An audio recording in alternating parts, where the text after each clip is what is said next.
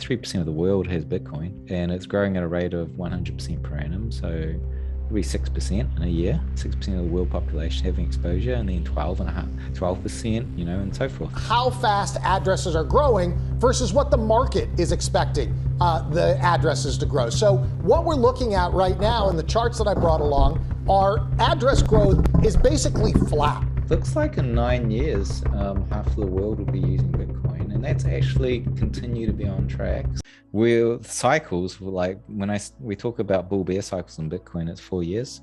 We've had two really prominent cycles, so everyone's looking back and going, well, we're going to maybe end of this year, and we're going to have another pullback of 85% over a year, and then we'll have another 4-year cycle. And I'm saying I don't think that's going to happen, and I think that if given that's the case, well, if that's those bear cycles of bull bear cycles of 4 years are gone, then we're just going to have we'll go up and down, whether you call them bull bear cycles, but they're not 4 years in cycles. This is like a price discovery as the thing ramps up, and like I have these charts up every day, and seriously, we've got 12 and a half years of these charts.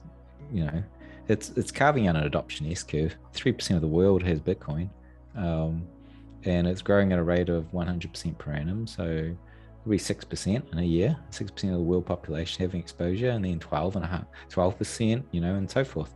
So it sounds ridiculous, right? It sounds ridiculous that we won't have US dollars in 10 years. But I remember doing this thing in 2016 and tracking the rate of growth. We had 6 or 7 years at that point. And I said, looks like in 9 years, half of the world will be using Bitcoin. And that's actually continue to be on track. So things change very quickly when we're talking about exponential change. So I think there's a fair shot that the new unit account may be Bitcoin. Sounds ridiculous when only 3% of the world's using it, but remember, it's going to be 6% and 12% in 2 years, and then it's going to look a lot more obvious.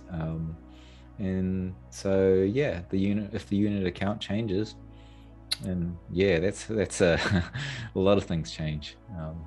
So that's what I'm saying.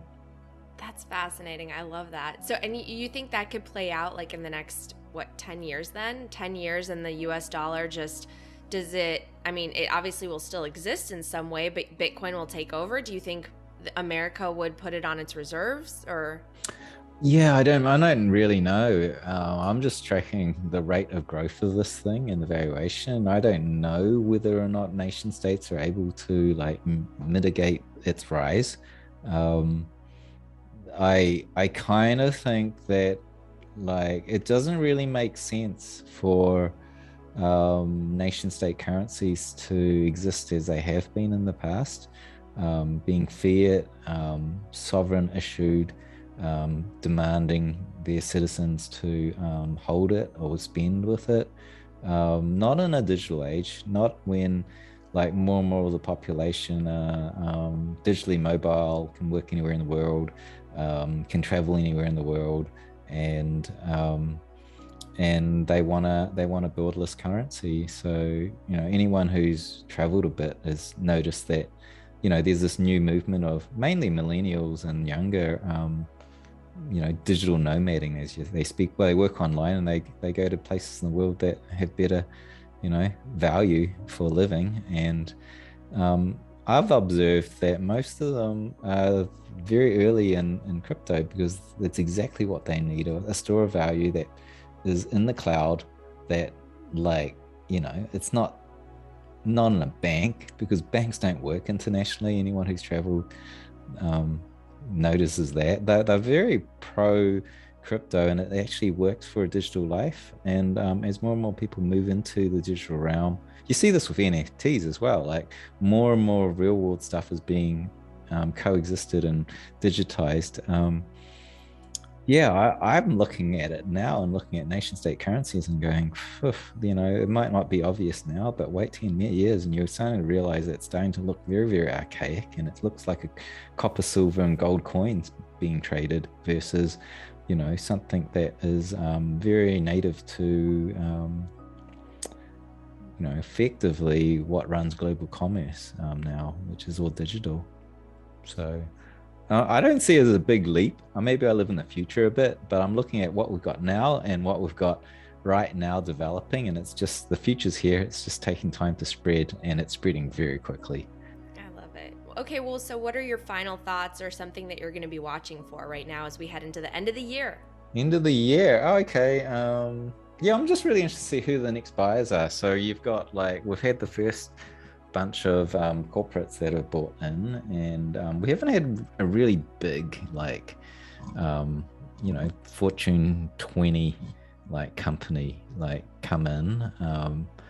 So I'm looking for that. I'm also looking for the first large sort of sovereign wealth fund to buy in. We've already seen El Salvador get exposure with their so a nation state has bought in, but some of the big guys, with trillion dollars of wealth to invest, looking for that kind of stuff, and also interested to see what happens with the hedge fund world, whether or not they sell off to publish their results, their earnings. I don't know.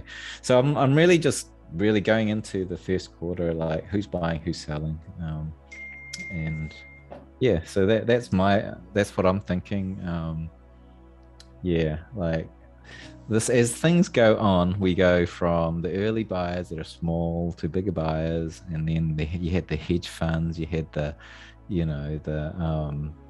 very notable, the Bridgewaters of this world, BlackRock. They're starting to validate it, and so we're going bigger and bigger. I'm waiting for the big announcements from sovereign wealth funds, and banks holding it as an asset backing. So that kind of thing of bringing more and more legitimacy into it. Just every sort of quarter we see something new. We just had the ETFs, so that was something we were watching for the third or fourth quarter of this year, and it came through.